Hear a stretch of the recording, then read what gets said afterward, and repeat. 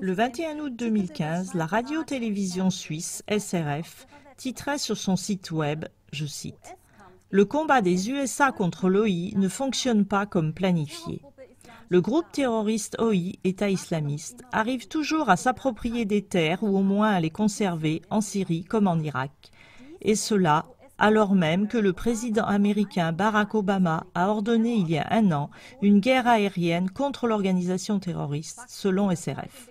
Le fait est que depuis le début de la coalition anti-OI sous la direction des USA et le début de leurs attaques aériennes sur des positions de l'OI, ce dernier n'a pas été affaibli de façon notable. SRF explique cela en donnant la parole à un ancien chargé de formation en stratégie militaire, l'Américain Gary Anderson.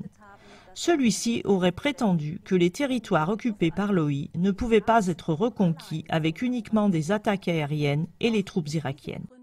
Mais cette explication est-elle plausible quand on voit comment la Libye a été complètement détruite en 2011 par les bombes de l'OTAN et comment le régime de Kadhafi a été renversé? C'est pourquoi se pose la question de savoir si le gouvernement américain combat vraiment des positions de l'OI comme il le prétend, ou s'il poursuit quand même un autre but. La réponse à cette question, le gouvernement américain l'a donnée lui-même. Ainsi, le 5 juillet dernier, le ministre de l'Extérieur américain a répondu à la question d'un journaliste, je cite, « Nous ne savons pas sur quelle base juridique ont lieu les attaques aériennes contre la Syrie. » Oui, vous avez bien entendu. Contre qui les attaques aériennes sont-elles tournées? Pas contre l'OI comme on le déclare officiellement. Non, contre la Syrie. C'est donc ça le but réel.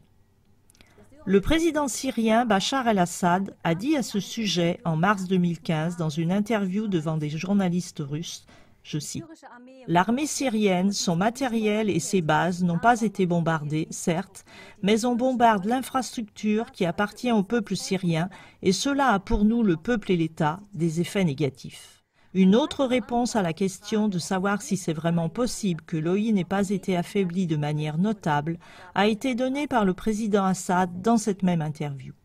Vous allez entendre maintenant sa réponse comme une contre-voix. La soi-disant coalition anti-ISIS effectue environ 10 attaques aériennes par jour en Syrie et en Irak. À cette coalition anti-ISIS appartiennent environ 60 pays riches. En même temps, l'armée aérienne syrienne, relativement petite en comparaison, entreprend environ 20 à 50 attaques aériennes par jour contre l'ISIS. Même si l'on n'est pas un expert militaire, on peut reconnaître à cela que la coalition anti-ISIS ne poursuit pas vraiment le but de combattre l'État islamique. Nous pouvons dire directement que la coalition anti-EI n'a lancé aucune véritable opération antiterreur jusqu'à ce jour. L'armée syrienne cause plus de dégâts à l'EI sur le champ de bataille en un jour que la coalition anti-EI en plusieurs semaines. C'est une supercherie. Et ce n'est pas seulement d'un point de vue militaire que la coalition anti-ISIS n'a pas de sens, mais aussi d'un point de vue politique, car une organisation antiterreur ne peut pas être constituée par les mêmes États qui soutiennent les terroristes. C'étaient les paroles de Bachar el-Assad. Barack Obama a admis lui-même le 6 juillet dans une conférence de presse au Pentagone que la coalition antiterreur sous la direction des Américains soutenait l'OI. Je cite Obama.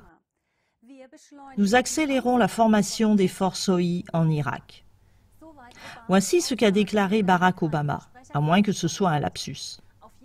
En tout cas, cette déclaration est toujours disponible sous cette forme sur la page YouTube de la Maison-Blanche. Quoi qu'il en soit, une chose est certaine. En apparence, le gouvernement américain combat donc l'OI. Mais ceci n'est qu'un prétexte pour continuer à travailler en toute quiétude à affaiblir et à éliminer complètement Bachar el-Assad et son gouvernement. Comme nous l'avons montré dans notre émission « La guerre américaine pour les ressources », le gouvernement des USA poursuit avec fermeté le but suivant. Chaque État du monde qui ne veut pas céder devant son pouvoir devra malgré tout s'y plier. Et il est indéniable que la Syrie est de cela.